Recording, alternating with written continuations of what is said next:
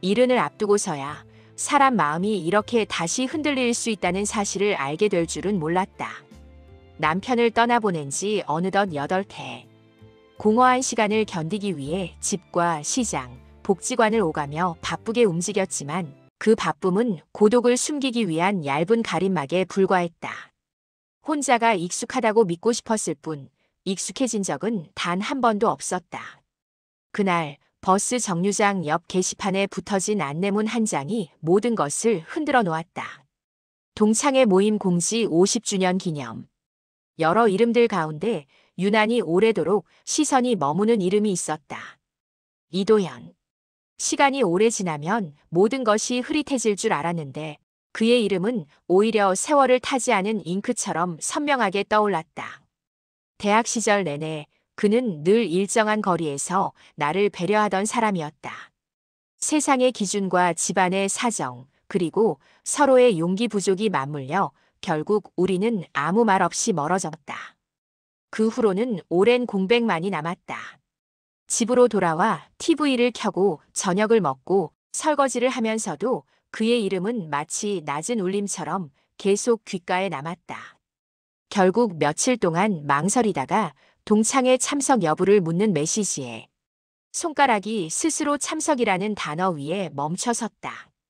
아무 일도 일어나지 않을 거라고 스스로에게 말했지만 마음 한쪽에서는 오래 묵어있던 감정의 먼지가 살짝 떨려 움직이고 있었다. 동창회가 열린 호텔 연회실은 과거와 현재가 뒤섞인 혼란스러운 장소였다. 20대의 얼굴을 기억하고 있는 사람들을 60대의 모습으로 다시 보는 일은 마치 다른 시대가 겹쳐지는 듯했다. 그 어색한 공간 속에서 주변을 천천히 살피던 순간 문 쪽에서 천천히 들어오는 한 사람을 보았다. 허리가 조금 굽어 있었지만 눈매는 여전히 부드러웠고 걸음걸이는 예전처럼 조심스러웠다. 그가 주변을 둘러보다가 나를 발견하는 순간 그의 표정이 잔잔하게 흔들렸다. 이름을 부르지는 않았지만 그의 얼굴에는 오래된 기억을 떠올린 사람 특유의 놀라움이 스쳐갔다. 오랜 시간이 흘렀다는 사실이 무색하게 서로의 존재는 단번에 인식되었다. 그는 반가움과 머쓱함을 동시에 머금은 얼굴로 다가왔고 나는 자연스레 몸을 일으켰다. 고개를 살짝 숙여 인사를 건네는 그의 모습에서 청춘의 어떤 순간이 스르르 되살아났다. 행사가 끝날 무렵 그는 조심스러운 기색으로 나를 바라보았다. 얼굴의 주름 사이로 스며든 눈빛은 오랜 세월 나를 향해 멈춰 있었던 것처럼 다정했다. 아마도 그는 갑작스럽게 열린 과거의 문 앞에서 더 많은 이야기를 나누고 싶었던 것 같다. 그 마음은 나도 같았다. 우리는 근처 카페 한쪽에 나란히 앉아 청춘의 잔해들을 꺼내어 보았다. 그는 외국에 흩어진 아이들을 자주 볼 수 없어 혼자 지내는 시간이 길어진 근황을 이야기했다. 나는 남편을 떠나보낸 뒤 버텨낸 일상과 세월이 나에게 남긴 적막을 조심스레 털어놓았다. 낙엽이 바람에 흩날리는 창밖을 바라보던 그는 옛 시절 자신이 사라졌던 이유를 짧은 순결로 고백했다. 그때의 나는 그 고백을 다 이해하지 못했지만 세월을 지나 다시 듣는 그의 말은 오래된 편지가 뒤늦게 도착한 듯 아련했다. 서로의 젊은 날은 미숙했고 그 미숙함이 사랑을 지키지 못하게 했다. 그러나 그 실패마저도 이제는 담담히 꺼내어 미소 지을 수 있게 된 시간이었다. 카페 문을 나서며 그는 나란히 걸을 기회가 더 있으면 좋겠다는 마음을 은근히 전했다. 그 마음은 말보다 행동에 가까웠고 나는 그 조심스러운 바람을 따뜻한 마음으로 받아들였다. 그 순간부터 우리의 만남은 다시 아주 천천히 움직이기 시작했다. 작은 파문이었지만 조용하고 깊게 퍼져나가고 있었다. 도현 씨와의 만남은 특별할 것 없는 일상의 연장처럼 보였다. 공원 벤치에서 고구마를 나누거나 주말 시장에서 제철 나물을 고르며 소소한 감상을 나누는 정도였다. 하지만 그런 사소한 순간들이 내게는 오랜만에 느껴보는 따뜻함이었다. 아이들에게는 이 만남을 말할 수 없었다. 그들의 얼굴을 떠올리면 마음이 곧장 굳어버렸다. 남편을 잃은 뒤 그들은 나를 보호한다는 이유로 일상의 많은 부분에 관여했고 나는 어느 순간부터 그런 간섭을 당연한 것으로 받아들이며 살았다.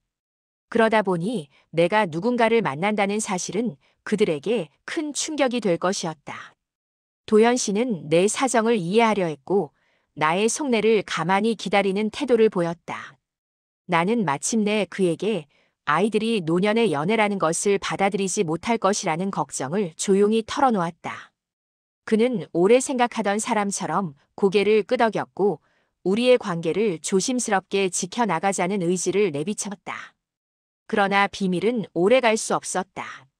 행동은 숨길 수 있어도 마음의 변화는 미세한 표정에 스며들고 스며든 표정은 결국 누군가의 눈에 띄기 마련이었다.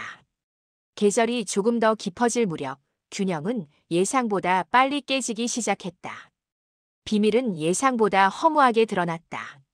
어느 가을 오후 도연 씨와 공원을 천천히 걷던 중이었다. 그는 바람이 차갑다며 내 목도리 매무새를 다듬어 주었고 나는 잠시 그 손길의 온기에 마음이 놓였다. 그 순간 내 이름을 부르는 목소리가 등 뒤에서 들렸다. 뒤돌아보자 작은 딸 지연이 서 있었다. 놀람과 당혹 그리고 이해할 수 없다는 표정이 동시에 얼굴 위에 얹혀 있었다. 지연의 시선은 나와 도연 씨 사이를 천천히 오갔고 그 사이 공기는 금세 얼어붙었다. 지연은 말을 내뱉지는 않았지만 이미 모든 상황을 파악한 듯 했다. 나를 바라보는 눈빛에는 혼란과 불신 그리고 숨길 수 없는 분노가 흐르고 있었다. 갑작스러운 상황에 나는 잠시 말을 잃었고 도연 씨 역시 멋쩍은 듯 한 발 물러섰다. 지연은 더 말을 하지 않았다. 그저 날카롭게 둘을 바라보다가 표정을 지운 채 공원을 빠져나갔다. 그 뒷모습은 내가 두려워하던 현실이 드디어 문을 열고 찾아온 그림자처럼 보였다. 그날 밤 지연은 곧장 우리 집으로 찾아왔다. 문이 열리자마자 쏟아져 들어온 공기는 무겁고 차가웠다. 지연은 낮 동안 보고 느낀 것들을 정리하듯 단정한 표정으로 앉아 있었지만 말없이도 딸의 감정이 얼마나 격해져 있는지 알 수 있었다. 그녀는 모르는 사람과 가까이 지낸다는 사실을 받아들이기 힘들어하는 듯했다. 그에 대한 정보가 부족하다는 점, 내가 나이 들어서 판단이 흔들릴 수 있다는 우려, 그리고 혹시라도 나에게 손해가 갈까 하는 불안이 딸의 마음을 지배하고 있었다. 그러나 지연의 감정 속에는 걱정 외에도 어떤 강압적인 태도가 숨겨져 있었고 나는 그 단단한 벽에 부딪힌 듯 숨이 막혔다. 새벽까지 이어진 무거운 밤 속에서 나는 결국 아무 말도 하지 못했다. 그저 사회적 시선과 가족의 울타리 안에서 노년의 사랑이 얼마나 좁은 공간만 허락하는지를 실감하며 고개를 떨굴 뿐이었다. 다음 날 아침 나는 조심스레 도연 씨에게 연락을 취했다. 그는 상황을 짐작하고 있었는지 미안함을 담은 조심스러운 기류로 전화를 받았다. 그의 말은 간략했고 담담했으며 관계를 잠시 멈추어야 한다는 뜻을 조심스럽게 내비치고 있었다. 그 말이 마치 처음부터 예견된 결말이었던 것처럼 조용히 가슴 밑으로 가라앉았다. 며칠 동안 연락이 끊기자 공원과 시장, 버스 정류장 같은 일상의 풍경은 모두 낯설어졌고 나는 거기서 그의 빈자리를 계속 느꼈다. 문자가 오지 않는 휴대폰 화면은 이상하게도 더 환하고 차가워 보였다. 설거지를 하다가도 TV를 보다 말다가도 누군가 옆에 있는 듯한 착각이 문득 사라지면서 허탈감이 찾아왔다. 그러던 어느 늦은 오후 도연 씨에게서 연락이 왔다. 조용한 목소리로 만남을 요청했고 표정만으로도 알 수 있을 만큼 마음이 무거워 보였다. 우리는 오래된 도서관 뒤 공원에서 다시 마주했다. 황혼이 내려앉은 공원은 잔잔하고 슬픈 분위기를 깔고 있었다. 그는 내가 예상하던 것보다 훨씬 더 멀어진 얼굴을 하고 있었다. 마음속에서 오래 고민한 문장을 꺼내듯 자신으로 인해 내가 겪는 불평과 아이들과의 갈등을 염려했다. 그는 점점 나이 들어가는 자신이 부담이 될까 두렵다고 했다. 그러나 그 말 속에는 단순한 자책 이상의 이야기가 숨어 있었다. 잠시 망설이던 그는 작은 병원 봉투를 내밀었다. 그 안에는 초기 치매 가능성에 대한 진단서가 들어 있었다. 세상이 잠시 멈춘 것처럼 바람 소리도 들리지 않았다. 그는 몇 주 전부터 무언가를 자주 잊어버렸고 길을 헷갈리는 순간이 늘었다고 했다. 아직 확진된 것은 아니지만 스스로도 이상함을 느끼고 있어 검사를 계속 받고 있다는 사실을 고백했다. 그가 그동안 거리를 두었던 이유가 여기에 있었다. 나는 그가 떠나려 했던 것이 나를 지키기 위한 결정이었음을 그제야 알았다. 그는 나의 인생에 짐이 되지 않기 위해 혼자 아픔을 감당하고 있던 것이다. 그의 손은 차가웠지만 그 손을 바라보는 그의 눈빛은 오히려 더 따뜻하고 절실했다. 그를 붙잡고 싶은 마음과 그의 두려움을 헤아리고 싶은 마음이 뒤엉켜 눈물이 멈추지 않았다. 그러나 그는 끝내 말하지 못했다. 내가 그의 손을 잡는다고 해서 그것이 두려움을 해소해주지 못한다는 것을 이미 알고 있는 듯했다. 우리는 서로를 바라봤으나 그 바라봄은 가까워지기 위한 것이 아니라 서로의 마음을 정리하기 위한 과정에 더 가까웠다. 그 순간 우리의 관계는 한 번 더 깊어졌지만 동시에 더 아프게 흔들리기 시작했다.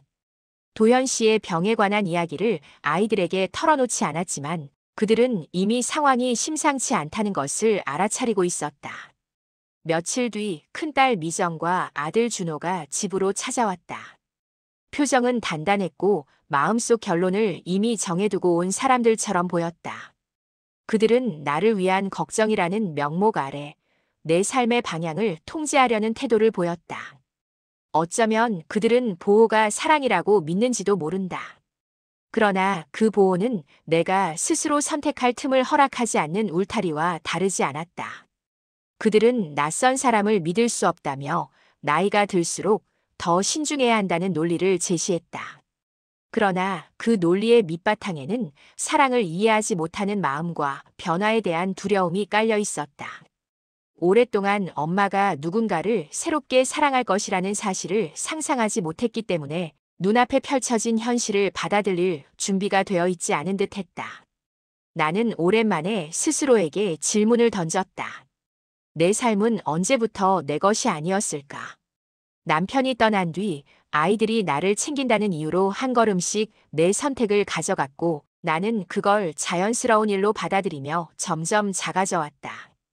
아이들의 우려는 어느 정도 이해했지만 그들의 말 속에는 나를 약한 존재로 규정짓는 뉘앙스가 있었다. 나는 보호받아야 할 존재가 아니라 스스로 살아갈 수 있는 사람인데도 그들은 그 사실을 인정하지 못했다. 아이들은 결국 도현 씨와의 만남을 단호히 반대하며 필요하다면 그에게 직접 연락하겠다는 뜻까지 내비쳤다. 그 말은 가족이라는 이름 아래 쌓아 올려진 벽이 생각보다 견고하다는 사실을 깨닫게 했다. 그날 밤 나는 깊은 침묵 속에서 스스로에게 물었다. 낮게 고인 물결처럼 조용한 질문이었다. 나는 이제 무엇을 선택해야 할까? 아이들과의 갈등은 시간이 해결해줄 기미가 보이지 않았다. 그들은 걱정이라는 이름으로 매일같이 전화를 걸어왔고 울음을 섞어 설득하거나 단호한 태도로 금지하려 들었다. 나는 흔들렸고 동시에 지쳐갔다. 마치 오랜 세월 나를 둘러싸고 있던 틀이 갑작스레 더 단단해진 듯한 느낌이었다. 이빛바랜 가을에 찾아온 감정이 그 틀을 깨뜨리고 있었고 아이들은 그 균열을 두려워하는 것처럼 보였다. 그러던 어느 늦가을 오후 도현 씨에게서 연락이 왔다. 그의 목소리는 흐릿하게 떨렸고 평소보다 한참 조심스러웠다. 그는 마지막으로 할 말이 있다며 조용히 나를 불렀다. 우리는 처음 산책을 시작했던 그 공원에서 다시 마주했다. 나무들은 대부분 잎을 잃었고 길 위에는 말라붙은 낙엽이 바람에 들썩이며 가벼운 소리를 냈다. 그 낙엽이 쓰러지는 모습이 마치 누군가의 남은 시간이 조용히 바닥으로 내려오는 순간처럼 보였다. 그는 나를 향해 한참 동안 말을 잇지 못했다. 머뭇거리던 끝에 자신의 곁에 있으면 내가 힘들어질지도 모른다는 걱정을 조심스럽게 내비쳤다. 이미 마음속에서 답을 내려두었다는 듯한 표정이었다. 그의 말은 이별을 선언하는 것과 다르지 않았다. 그러나 그 말이 결코 가벼운 결심에서 나온 것이 아니라 나를 아끼기 위한 지난한 고민 끝에 도달한 결정임을 알 수 있었다.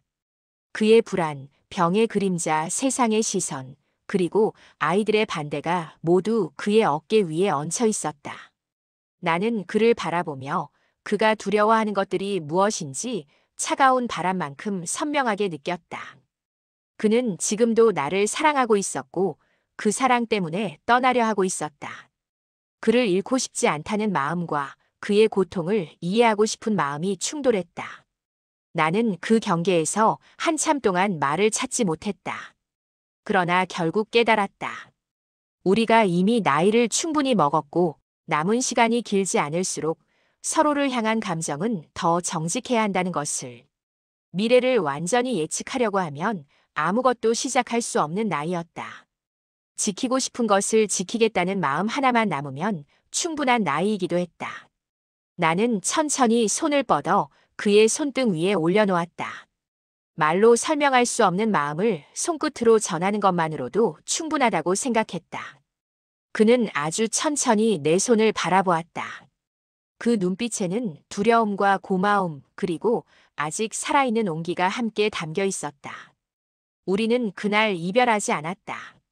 대신 서로의 삶 속으로 좀 더 조심스럽게 스며들어 보기로 했다.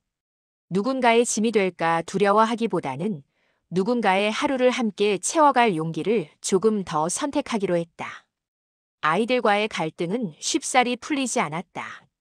그들은 나의 결정을 이해할 수 없다며 내가 지쳐 흔들릴 때까지 설득을 이어갔다. 심지어 아들 준호는 내 재산과 건강을 보호하겠다는 명목으로 법적 조치를 고려하겠다는 극단적인 말까지 꺼냈다. 그 말은 나를 다시 깨뜨려 놓았다. 내가 언제부터 이토록 무기력한 존재로 비쳤던 것일까? 나는 스스로를 충분히 지킬 줄 아는 사람이고 인생을 선택할 권리가 있는 사람인데 아이들은 그 사실을 인정할 준비가 되어 있지 않았다. 갈등이 깊어진 어느 날 도현 씨에게서 손편지가 도착했다. 요즘에는 좀처럼 보기 힘든 약간 흔들린 필체가 적힌 봉투였다. 그의 글씨가 어색하게 삐뚤어져 있는 걸 보며 마음이 저릿하게 떨렸다. 봉투를 열어 종이를 펼치자 잉크 냄새와 함께 그의 시간이 내 손끝으로 흘러드는 듯 했다. 그는 편지에서 기억이 서서히 흐려지고 있다는 두려움을 담담히 털어놓았다. 그 와중에도 유독 또렷하게 떠오르는 얼굴이 바로 나라고 적어놓았다. 남은 시간이 얼마나 되는지 알 수 없지만 그 시간을 누구와 보내고 싶은지는 분명하다고 남겼다. 그리고 혹여 기억을 잃더라도 우리가 이 가을에 다시 만났다는 사실만은 내가 간직해 주었으면 한다는 바람을 덧붙였다. 편지를 읽는 동안 눈물이 흐르는 이유를 오래 알지 못했다. 슬픔 때문만은 아니었다. 그의 모든 문장이 나를 조심스럽게 향하고 있었고 그 조심스러움 속에서 너무 깊은 사랑이 느껴졌기 때문이었다. 그가 지워질지도 모를 기억 속에서 나를 붙잡으려고 애쓰는 모습이 글씨 하나하나에 담겨 있었다. 노년의 사랑이 가진 절박함이 도망치지 못한 채 그대로 종이에 닿아 있었다. 나는 편지를 한참 동안 두 손으로 감싸 쥐었다. 이 작은 종이 한 장이 누군가의 남은 삶을 버티게 하는 유일한 버팀목이 될 수도 있다는 생각에 가슴이 먹먹해졌다. 그날 밤 나는 조용히 음성 메시지를 남겼다. 따뜻한 말이나 위로의 문장보다 단 한 가지 마음만 담으려고 했다. 그가 사라지지 않았으면 좋겠다는 바람. 그리고 어떤 모습이어도 좋은 사람이라는 확신. 그날 이후 나는 더 이상 두려움에 발목 잡혀 있지 않기로 했다. 아이들의 걱정을 귀 기울여 들을 수는 있지만 그 걱정이 내 인생을 대신 결정하도록 두지는 않기로 마음을 굳혔다. 아이들은 시간이 걸리더라도 결국 이해하리라 믿었다. 엄마의 인생이 아직 끝나지 않았다는 사실을, 엄마도 사랑을 선택할 수 있는 사람이라는 것을. 그 후로도 많은 날이 흘렀다. 우리는 매주 일요일 같은 시간에 공원에 같은 벤치에서 만나기 시작했다. 혹시라도 약속을 잊을까봐 나는 작은 메모지에 시간을 적어 그의 지갑에 조심스레 넣어주었다. 그는 그 메모지를 손끝으로 느끼며 미소를 지었다. 낙엽이 바람을 타고 흩날리는 모습을 바라보며 나는 생각했다. 인생은 수많은 계절을 지나지만 누군가와 함께 보낸 단 한 계절이 평생의 위로가 될 때가 있다고. 가을은 다시 돌아오지 않을지도 모른다. 하지만 그의 가을, 나는 내 삶의 마지막 부분을 스스로 선택하는 법을 배웠다. 그리고 아주 늦은 시기에 찾아온 누군가의 진심이 얼마나 큰 힘을 가진 사랑인지 깨달았다. 남은 시간 속에서도 나는 내 삶을 살아가고 있었다.